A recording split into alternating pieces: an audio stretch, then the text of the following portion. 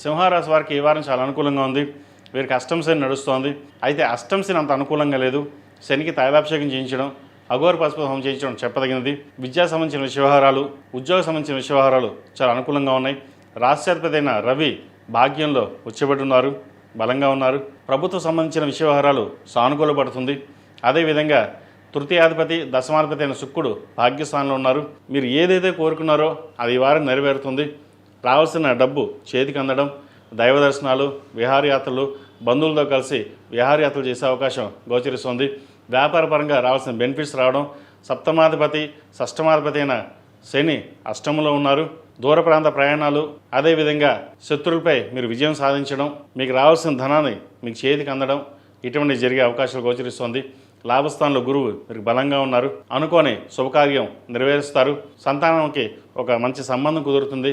వివాహం ఎలా చేయాలి, డబ్బు ఎక్కడి నుంచి రావాలి అన్న ఒక ఆలోచన వస్తుంది. చక్కగా ఆ సమయానికి రావాల్సిన డబ్బు మీకు చేతికి అందడం, అదేవిధంగా మీ మిత్రులు కూడా మీకు సహాయ సహకారాలు అందించే అవకాశం గోచరిస్తుంది. ఎప్పుడో కొన్న భూమికి విలువ పెరగడం, దాన్ని అమ్మేసి పిల్లలకి సెటిల్ చేయాలనే ఆలోచన ఎక్కువగా చేస్తారు. అదేవిధంగా పిల్లల మీద మీకున్న మమకారం ఏదైనా చేయొచ్చు అనే భావంతో ముందుకు వెళ్తారు. ఏదైనా సరే మనకంటే పిల్లలు బాగుంటే చాలు, వాళ్ళ కోసమే కదా మనం ఇంత కష్టపడుతున్నాం అనే ఆలోచన ఎక్కువగా ఉంటుంది. అయితే జీవిత భాగస్వామితో చిన్నపాటి విభేదాలు వచ్చే అవకాశం లేకపోలేదు. కోపాన్ని అదుపులో ఉంచుకోవాలి. స్నేహితులు ఎక్కువగా నమ్మినట్టుగా జీవిత భాగస్వామి నమ్మకపోవడం ఇది ఒక బాధాకరమైన విషయం అని చెప్పవచ్చు. ఏదైనా సరే వారితో చర్చించి ముందుకు వెళ్ళినట్లయితే మంచి ఫలితాలు సంప్రాప్తిస్తాయి.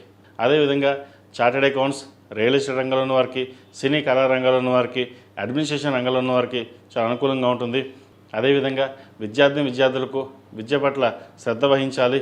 వచ్చిన అవకాశాలు ఉపయోగించుకోవాలి. ఎవరైతే గ్రూప్స్కి ప్రిపేర్ అవుతున్నారో, గవర్నమెంట్కి సంబంధించిన పరీక్షలు రాస్తున్నారో, ఉద్యోగం కోసం ప్రయత్నం చేస్తున్నారో వారికి కాలం అనుకూలంగా ఉంది. చక్కగా ప్రయత్నం చేయవచ్చు. ఈ రాష్ట్రంలో ఇచ్చిన స్త్రీలకు గడిచిన వారం కంటే ఈ వారం చాలా అనుకూలంగా అని చెప్పొచ్చు. మంచి విద్యా అవకాశాలు, ఉద్యోగ అవకాశాలు కలిసి వచ్చే విధంగా గ్రహతులు గోచరిస్తోంది. అదేవిధంగా ఆరోగ్యం పట్ల కొంచెం జాగ్రత్త వహించాలి. సెల్ఫ్ డ్రైవింగ్ విషయంలో కొన్ని జాగ్రత్తలు తీసుకోవడం చెప్పదగినది. ప్రతిరోజు దుర్గా స్తోత్రం, శని స్తోత్రం పఠించడం ఎంతో ముఖ్యం. ఈ రాశిలో జన్మించిన వారికి కలిసి వచ్చే సంఖ్య 7, కలిసి వచ్చే రంగు తెలుపు.